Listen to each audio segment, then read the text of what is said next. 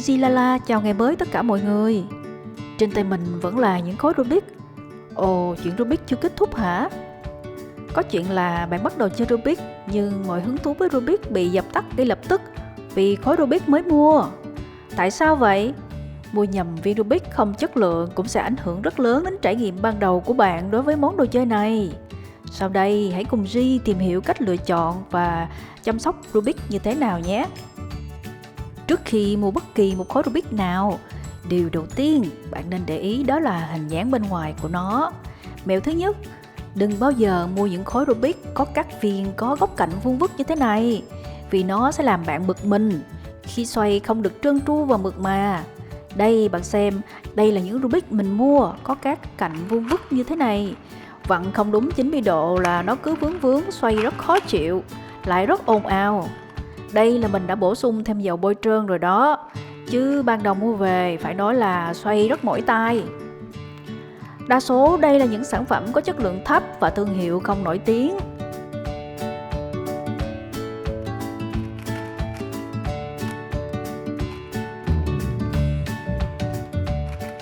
Hãy lựa chọn những Rubik có các viên có góc cạnh được bo tròn nhé. Bạn nhìn đây, xoay rất êm, mượt và nhanh nữa. Rubik này cũng chỉ bo rất nhẹ thôi mà đã khác hoàn toàn với viên Rubik không bo kế bên luôn nè. Màu sắc. Mẹo thứ hai, đừng bao giờ mua những khối Rubik có các màu được sơn, vì nó sẽ bay màu rất nhanh sau vài tuần bạn xoay liên tục. Bạn nhìn này, màu tróc đi nhìn rất xấu và nham nhở. Hãy mua những viên Rubik có màu sắc được chế tạo nguyên khối hoặc những loại có dán màu bằng sticker như này. Nó vẫn sẽ sạch và đẹp, không bong tróc cho dù thời gian bạn sử dụng thế nào. Tất nhiên nếu sticker có tróc, bạn vẫn có thể chỉ mua các loại sticker dành riêng cho Rubik bán đầy trên mạng để dán lại. Mẹo thứ ba, coi chừng màu bị ngược hoặc sai. Nói chung thì chuyện này cũng khá là hy hữu, vì nhiều khi đó là những viên Rubik có màu sắc được biến tấu, nhưng căn bản là tất cả các khối Rubik lập phương đều có quy ước về cách cặp màu khi để ở vị trí chuẩn. Ví dụ nếu để mặt trắng ở trên thì mặt vàng chắc chắn sẽ ở dưới. Mặt xanh lá cây luôn có mặt đỏ liền kề bên phải và đối lập với mặt xanh dương ở phía sau.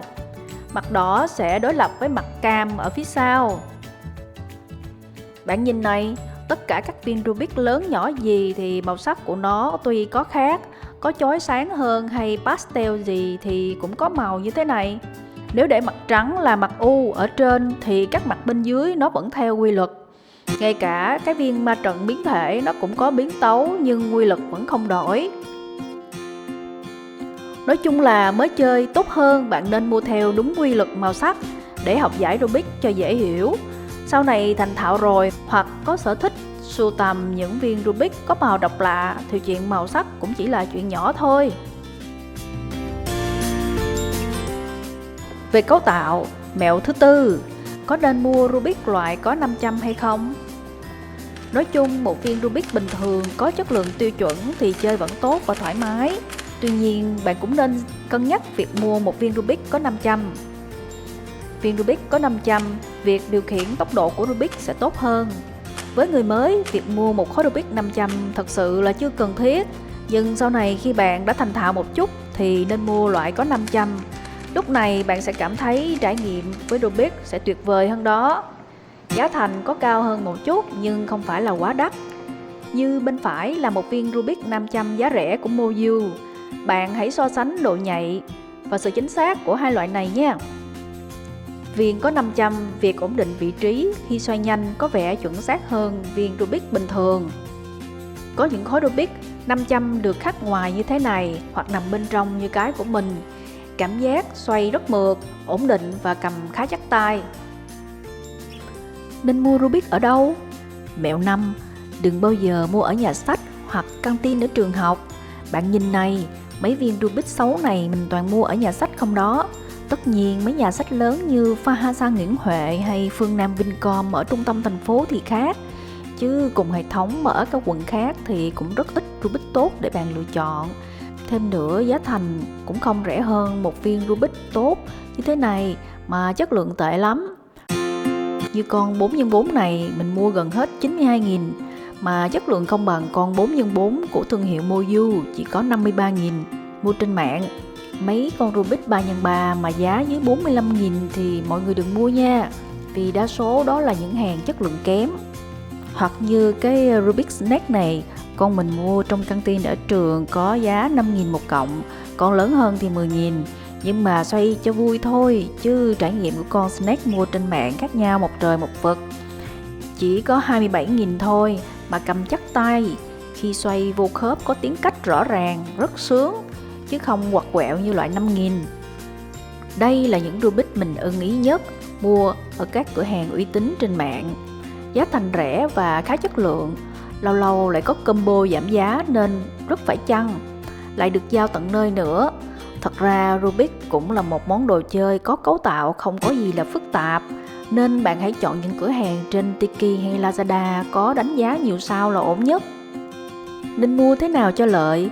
Mẹo 6. Nên mua combo nhiều loại Rubik một lúc sẽ được giá tốt. Bạn nên mua nhiều loại Rubik cùng một lúc sẽ đỡ được tiền ship này, đôi khi lại được mã giảm giá từ 5 đến 10% nữa. Tính tổng đơn thì một khối Rubik nhiều khi còn rẻ hơn đi mua ngoài thị trường tới 10.000.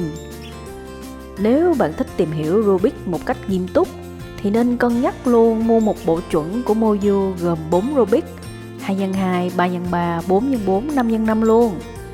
Nhằm mấy lúc sale mạnh, giá còn rẻ hơn mua từng viên riêng lẻ mà chất lượng lại tốt nữa đó. Nên mua Rubik có thương hiệu tin cậy nào? Mẹo 7. Các thương hiệu Trung Quốc luôn là bá chủ. Tất nhiên ngoài thương hiệu độc quyền Rubik còn có nhiều thương hiệu Rubik khác, nhưng một thực tế là các Rubik bán ở Việt Nam đa số là từ Trung Quốc. Bạn đừng lo nha, Trung Quốc là một cường quốc về sản xuất Rubik trên thế giới đấy. Và đằng sau điều này có một câu chuyện mà ít người để ý. Bạn đã biết Minh Thái là nhà vô địch giải Speed Cubing đầu tiên trên thế giới với thành tích là 22,95 giây. Và kỷ lục này tồn tại suốt 21 năm mà không hề bị phá vỡ. Nhưng thực tế là đến năm 2000, hiệu lực độc quyền của thương hiệu Rubik đã hết hạn. Và đây là một cột mốc mà các công ty sản xuất đồ chơi lớn ở Trung Quốc ồ ạt tham gia vào sản xuất món đồ chơi này. Giá thành hợp lý, chất lượng vượt trội, kỹ thuật cải tiến, họ đã góp phần làm cho món đồ chơi này được hồi sinh trở lại, sáng tạo nhiều biến thể, phát động phong trào chơi Rubik, và đó là lý do mãi đến năm 2003, giải đấu thứ hai về Speed Cubing trên thế giới mới trở lại, rồi trở thành giải thi đấu thường niên, và các công ty đồ chơi Trung Quốc cũng góp phần làm nên những kỳ tích về kỷ lục ở các giải đấu Rubik khi các kỷ lục liên tục bị xô đổ. Vậy ta nên chọn thương hiệu nào? Hiện tại mình vẫn ưa chuộng các dòng sản phẩm của Moyu và Kiji với các sản phẩm vừa túi tiền mà chất lượng tốt.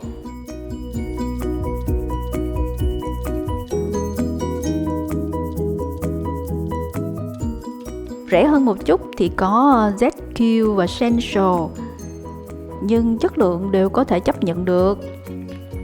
Trong đó nếu không nói đến thương hiệu GAN thì quả là một thiếu sót, vì đây là thương hiệu cao cấp, giá thành có thể đắt gấp 10 lần các thương hiệu mình đã kể ở trên, nhưng chất lượng vượt trội và luôn là lựa chọn số 1 của các cuber chuyên nghiệp. Và hầu như bạn sẽ luôn nhận được một tờ hướng dẫn đính kèm cách giải Rubik trong mỗi hộp như thế này. Mẹo 8. Điều chỉnh độ rơ của Rubik.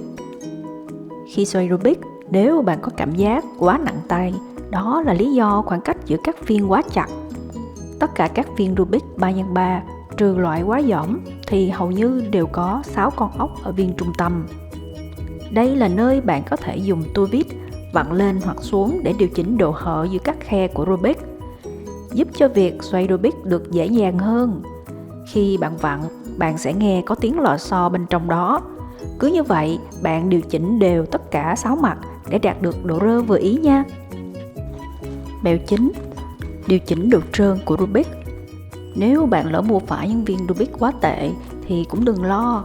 Hãy mua thêm một chai dầu silicone bôi trơn, giá cũng dao động từ 15 đến 30 nghìn. Thấy nhỏ xíu vậy chứ sử dụng cũng khá lâu đó. Cứ nhỏ vào mấy cái khe giữa các viên rồi xoay, để dầu được bôi trơn đều các khớp là độ mượt cũng cải thiện đi rất nhiều. các bạn hãy thử nhé.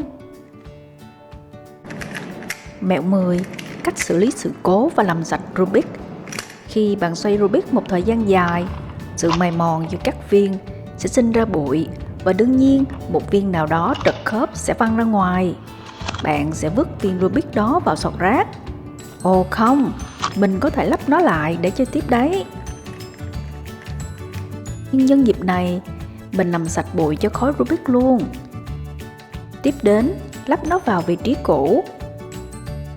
Và ta-da! Mình đã có thể tiếp tục chơi tiếp rồi.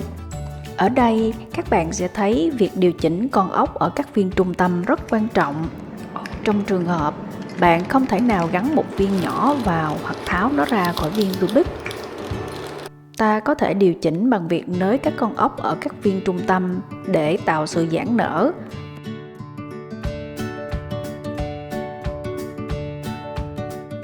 Và sau đó có thể tháo lắp dễ dàng. Nhớ là phải vặn ốc lại cho nó có độ rơ phù hợp để sau này khi chơi nó không văng ra lần nữa nha.